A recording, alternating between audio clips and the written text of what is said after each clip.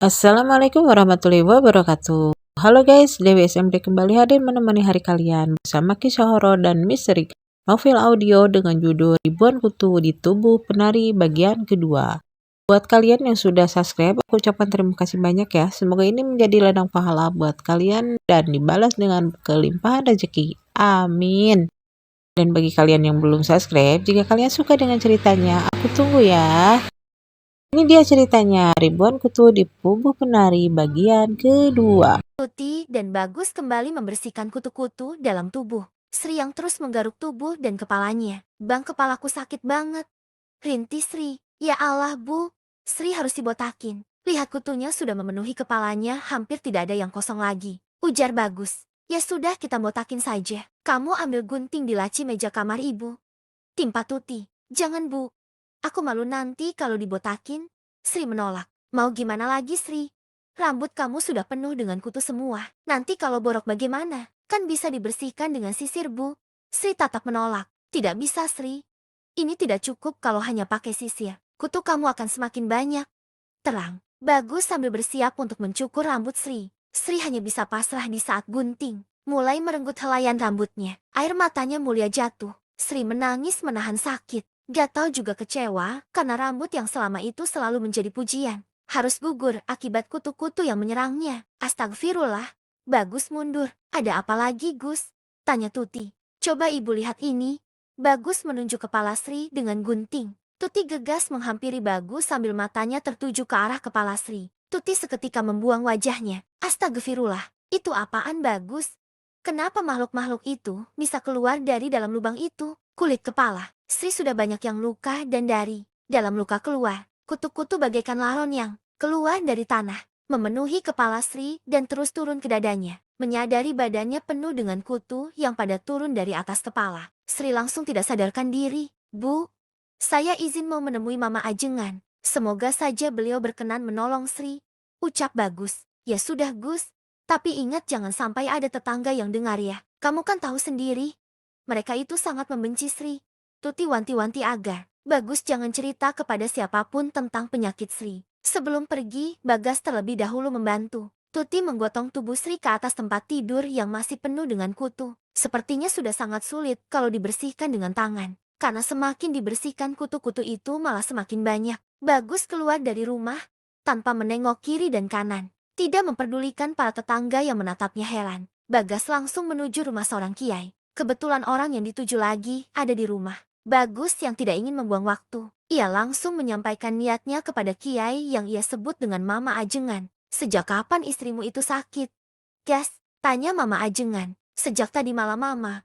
Sepulang dari balai desa, Sri langsung bilang sakit dan gatal. Tadi pagi sudah saya coba bawa ke dokter, tapi kata dokter itu hanya alergi saja. Terang Bagus. Baiklah kalau begitu, kita ke rumah kamu. Semoga saja itu hanya sakit biasa. Mama Ajengan bersama Bagus saat itu juga mendatangi rumah Tuti. Para tetangga semakin heboh saat melihat Bagus bareng dengan Mama Ajengan. Mereka yakin kalau Sri ada apa-apa. Hanya saja mereka tidak berani kalau harus bicara atau bertanya di depan Mama Ajengan. Assalamualaikum, ucap Mama Ajengan saat memasuki rumah Tuti. Udara di rumah itu terasa panas. Ditambah lagi dengan bau anyir yang sangat menyengat berasal dari kamar Sri. Waalaikumsalam. Silahkan Mama Sri ada di kamarnya. Saya sudah sangat bingung. Tolong Mama, sebenarnya anak saya itu sakit apa? Ini benar-benar tidak masuk akal bagi saya. Sambut Tuti. Mama Ajengan melangkah mendekati kamar Sri. Sejenak kakinya mematung, menatap ke dalam kamar, di mana Sri yang masih belum sadarkan diri. Sri terbaring dengan kepalanya, yang sudah botak dan juga ribuan kutu yang mengerumuni tubuhnya. Astagfirullahaladzim. Dari mana datangnya kutu-kutu ini? Bagas, tolong ambilkan saya air putih di baskom. Sekalian dengan kain putihnya. Titah Mama Ajengan kepada Bagus. Biar saya saja Mama. Tuti mengambil alih tugas Bagus yang diberikan oleh Mama Ajengan. Tidak lama Tuti sudah kembali dengan baskom kecil yang berisi air bersama dengan kain putihnya dan menyerahkan air itu kepada Mama Ajengan. Baiklah, bismillah. Saya akan mencoba membantu kesembuhan Sri. Semoga saja ada izin dari Allah. Karena segala sesuatu yang ada di muka bumi ini sesungguhnya hanya milik Allah. Semua hamba Allah termasuk kutu-kutu yang sekarang menyerang Sri. Tutur Mama Ajengan. Mama Ajengan mencelupkan kain putih itu ke dalam baskom yang berisi air bagus. Bu Tuti tolong bantu zikir. Imbu Mama Ajengan, kain yang sudah basah dengan air, ditutupkan ke kepala Sri, seperti orang yang tersengat listrik. Tubuh Sri tersentak dan langsung mengejang. Matanya melotot, giginya menggertak seperti yang menahan sakit yang teramat. Mama Ajengan dibantu oleh Bagus dan Tuti terus berzikir. Namun sepertinya keributan di dalam memancing kepenasaran yang lain untuk masuk. Tanpa disadari oleh Tuti, ibu-ibu yang tadi di warung masih setia menunggu perkembangan Sri. Dan akhirnya masuk tanpa permisi. Astagfirullah. Ikamit-amit jabang babu. Itu si Sri kayak orang terkena azab gitu.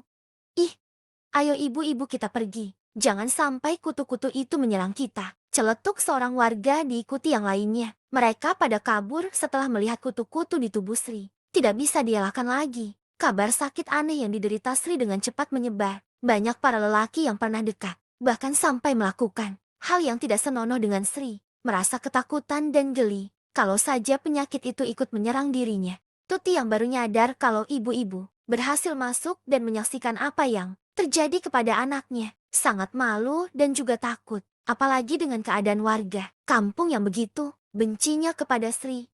Bukan tanpa alasan, semua memang karena ulah Sri sendiri yang suka semena-mena kepada orang lain. Bahkan tanpa ada rasa malu juga takut, Sri berani menggandeng suami orang di depan istrinya. Aduh gas, kita kecolongan. Ibu-ibu itu susah pasti menyebarkan aib kita. Ucap Tuti. Ya mau bagaimana lagi Bu? Mau ditutup seperti apapun. Kalau Allah sudah berkehendak untuk membukanya, kita tidak bisa apa-apa. Semua yang kita alami, itulah akibat perbuatan kita sendiri.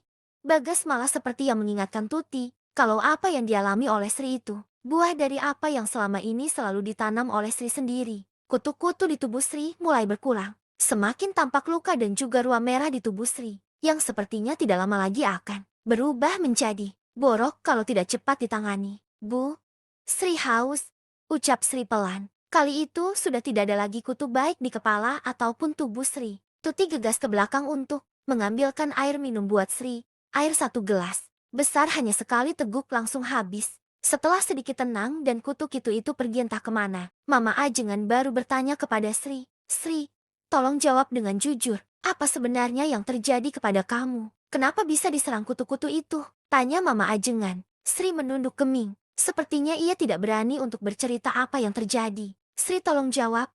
Neng, agar Mama Ajengan bisa mengobati kamu. Imbu Tuti, betul Sri.